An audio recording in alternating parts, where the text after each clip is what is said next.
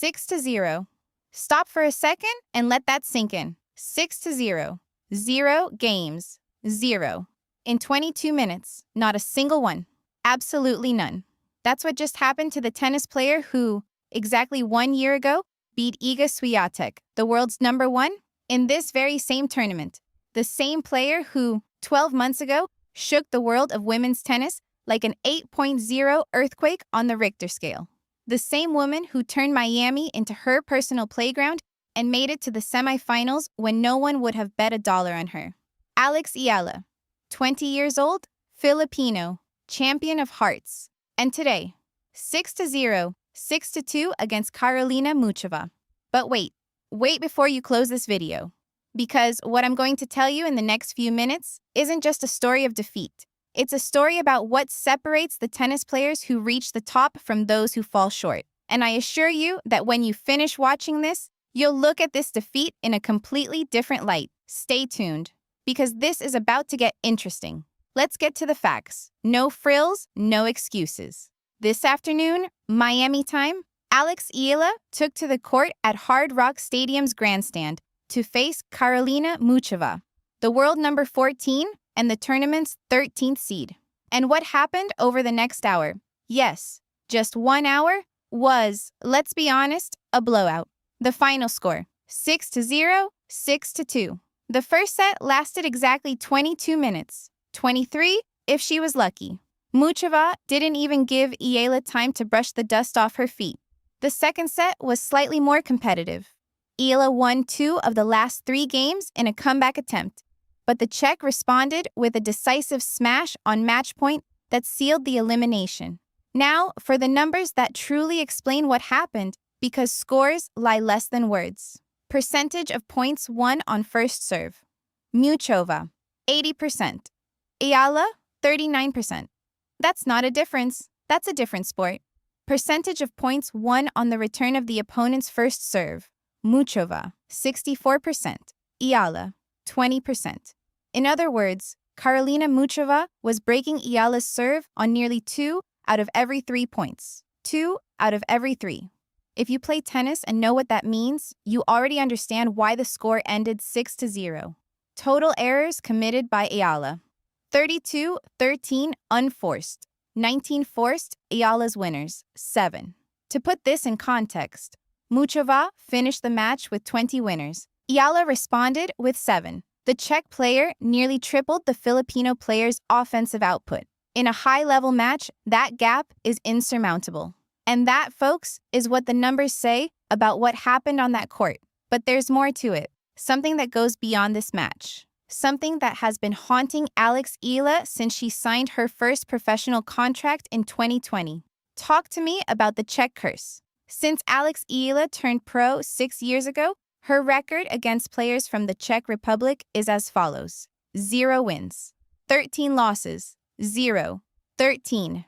Read that again. She hasn't beaten a single Czech player in her entire professional career. Not one. Her Czech conquerors include names like Markéta Vondroušová, Barbora Krejčíková, Linda Fruchvirtová, Marie Bousková, Kateřina Siniaková, Tereza Martincová, Gabriela Knutsson, Anastasia Zarická, and now Karolína Muchová. And what makes it even more striking is that in 2 consecutive tournaments, a Czech player has ended her run. At Indian Wells, just a few days ago, it was Linda Noskova who knocked her out in the round of 32. And today, in Miami, the same scenario with Muchová. It's the nightmare you can't wake up from. Why is this happening? Is it a mental thing? Is it a tactical issue? Is there something special about Czech tennis that throws Eala off her game? Let me know in the comments what you think is behind this striking statistic. Because I have my theory, but I'm interested in hearing yours. Hey, before we continue, and what's coming up next is really important, so stick around. If you're enjoying this analysis and want to stay up to date on everything happening in women's tennis worldwide with real data and no empty headlines, subscribe to the channel and turn on the notification bell. No spam, no clickbait, just tennis told well. With just 1 click, you help me a lot to keep doing this. Thank you, seriously. Beyond the loss itself, there's a very specific consequence that will shape Eala's next few weeks. Her ranking. She entered this Miami Open as the world number 29, the highest ranking of her career. A ranking she earned through hard work, sweat, and that historic 2025 Miami semifinal that catapulted her onto the world tennis map. The problem when you reach such heights is that you have points to defend. And Eala had to defend 390 points here in Miami from that semifinal last year. How many did she earn this time? By reaching the round of 32. 120 points. The difference, 270 points lost. And the impact on the rankings is immediate. In the live rankings, Eala has already dropped to number 45 in the world. A 16-spot drop overnight. It hurts. I'll be honest, it hurts to see it, because these kinds of drops in the rankings, even though they're technically to be expected when you don't replicate previous results, are psychologically very hard to deal with.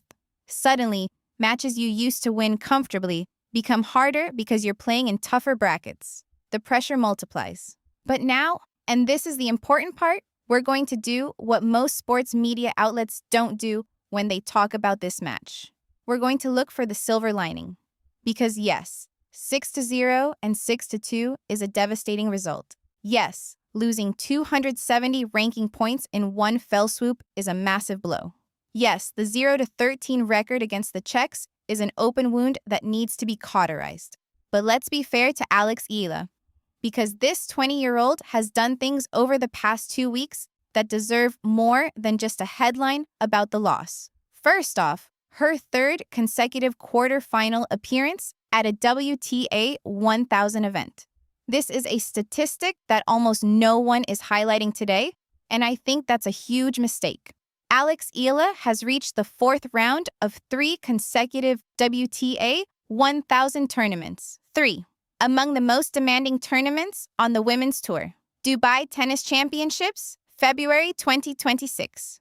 Quarterfinals. Indian Wells, 2026, round of 16. Miami Open 2026, round of 16. Do you know how many players in the world manage to maintain that level of consistency at the WTA 1000 level while under the age of 21? Very few. Very, very few. Eala isn't on a losing streak. She's on a streak of consistency that many veterans on the tour would envy. I want you to remember this. Consistency in WTA 1000 events at age 20 is a sign of class, not luck. Second thing, the victory she racked up on her way to the round of 32. She didn't get to the round of 32 on a silver platter. She earned it. First, in the round of 64, she beat Laura Siegemund, a German veteran with a lot of experience on fast courts, in a match that got tough. She lost the first set in a tiebreak and had to come back from score 6-6, 7, 6-3, 6-3. That takes character. That takes grit. Later, in the round of 32, she faced off against Magda Linette. Why is this name significant? Because Linette had just done what very few players ever do. Knock out Iga Swiatek. Yes, the all-time number 1 on the women's tour in recent years. Linette was in electric form with her confidence sky high. And Eala stopped her in her tracks. 6-3, 7-6, 2. Dominating the tiebreak without a single waver. Those victories don't make today's headlines, but they're just as real as tonight's defeat. Third thing, she's 20 years old. And I know this sounds like a cliche. I know that all sports commentators, when they don't know what else to say, play the age card. But listen to me carefully, because there's something deeper here that goes beyond the cliche. Eala broke into the top 100 for the first time, thanks to her performance in Miami 2025. And instead of falling apart, like so many young prospects who rise fast and fall even faster, she has remained among the top 30 to 50 in the world for months. At age 20. To put it in perspective, Serena Williams was 20 when she won her first U.S. Open in 1999. Steffi Graf had already won Roland Garros at 17. But those are historical outliers. The vast majority of players currently in the world's top 20 weren't even in the top 100 at age 20. Maturity in high-level women's tennis doesn't happen overnight. It comes in fits and starts. just like this. Every loss to a player like Muchová, ranked number 14 in the world, winner of the 2026 Doha Open, and a former Roland Garros finalist, is a lesson worth more than any practice on the court. Do you think this loss will have a negative impact on Eala? Or do you think these kinds of tough lessons are exactly what she needs to make the definitive leap? Leave your opinion in the comments. I can't wait to read what you think. Now, I want us to talk about something I think is key, and that the mainstream sports media simply isn't taking the time to analyze. Eala's problem with Czech players isn't a curse. It's a technical tactical pattern, and that has a solution. Czech players, historically, have been trained in a tennis school that prioritizes variation in pace, wrist action, and unexpected changes of direction. Muchová, in particular, is a player who combines an extraordinarily wide range of skills. She can hit with power, she can play with slice, she can come to the net. Her tennis is inherently unpredictable. And what is Eala's strength? Pacing. Consistency from the baseline. A baseline game on fast courts where she can impose her speed. Against players who play with constant speed, Eala is lethal.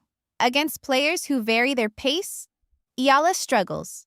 The 0-13 loss to the Czech team isn't some kind of black magic. It's a problem of tactical adaptation that her coaching staff, with the resources they currently have and at the level they're competing at, is more than capable of solving. There's a name for this: specific individual preparation tailored to each opponent. And that's exactly what sets the players in the top 10 apart from those in the top 30 or 40.